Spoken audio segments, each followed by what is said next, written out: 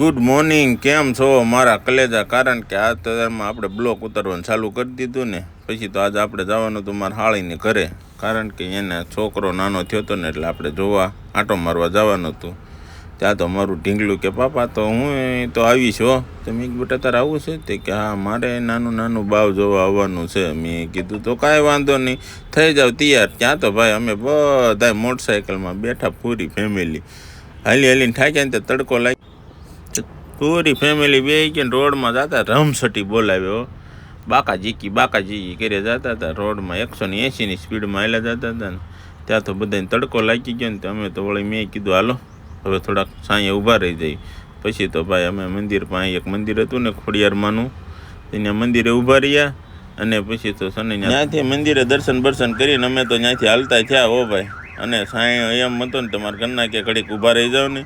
મેં કીધું સારું. ત્યાં તમારો છોકરો કે હાય ફેમિલી. મેં કીધું હવે ફેમિલીને દીકરો થામા અને આ બે જાવ મોટરસાઇકલમાં. ત્યાંથી પાછું મોટરસાઇકલ ઉપાડ્યું ને, ત્યાં આ તો રસ્તો આવ્યો બાકાઈના પેટનો. મેં કીધું રોદામ ઉલ્લીને છોકરા પડવા મળ્યા. મેં કીધું આ લ્યો હવે.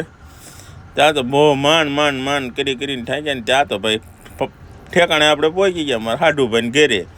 ત્યાં તો ત્યાં ગયા ને, ત્યાં તો મોટરસાઇકલની ઘોડી બોડી ચડાવીને આપણે આમ જોયું ને. ત્યાં તો આપણે અંદર એન્ટ્રી કરીને, ત્યાં તો છે ને આમ જો અમારા છોકરા વાંદરી પડતા ક્યાંય તમને ખબર હોય હખણી તો રહે જ નહીં. અમારે ગમે ને ઠેકાણા મારતા જ હોય. ત્યાં મારા હાડુભાઈ આવીને તરત કે લ્યો છોડા પીવો. મારી હાટું થમ્સઅપ લઈ આવ્યા, સિંગ લઈ આવ્યા. એને ખબર હોય કે હું જાઉં એટલે મારી હાટું થમ્સઅપ લઈને જ આવે. છોકરાઓ હાટું ગુલ્ફીને એવું બધું લાવ્યા. પછી તો ત્યાંથી અમે સોડા બોડા પીતી ને, ત્યાં મારા હાડુભાઈ આવીને કે યાર આલ્યો કે લોટામાં પીવો તમે. મેં કીધું આખો કળશામાં ગ્લાસ મેં પડતો ને લોટામાં આપી.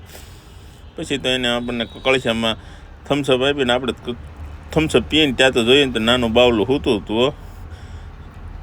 કેટલું ક્યુટ લાગતું હતું. મેં કીધું આ તો જો ભાદરનો ભીમો પીડ્યો એમ એને ઘોડે પીડ્યો. ત્યાં તો ભાઈ આપણે ઘરે પહોંચી ગયા, સાંજ પડી ગઈ. સાંજે તો આપણે ગાડી લઈને જવાનું હતું. પછી તો ત્યાંથી આપણે તો ઘરે કોઈ હતું નહીં. તમને ખબર તો હતી કે ક્યાં તો આપણે ખંભે ઠેલો મારીને ઉપડ્યા હો. ઠેલો મારીને ઉપડ્યા ને પછી ખબર પડી કે લે મામા તો આવવાના નથી. તો મેં કીધું જે થાય મામા વગર ટીપ મારશું. અમારા મામા તો હતા નહીં, મામા ગયા છે કુંભ મેળામાં.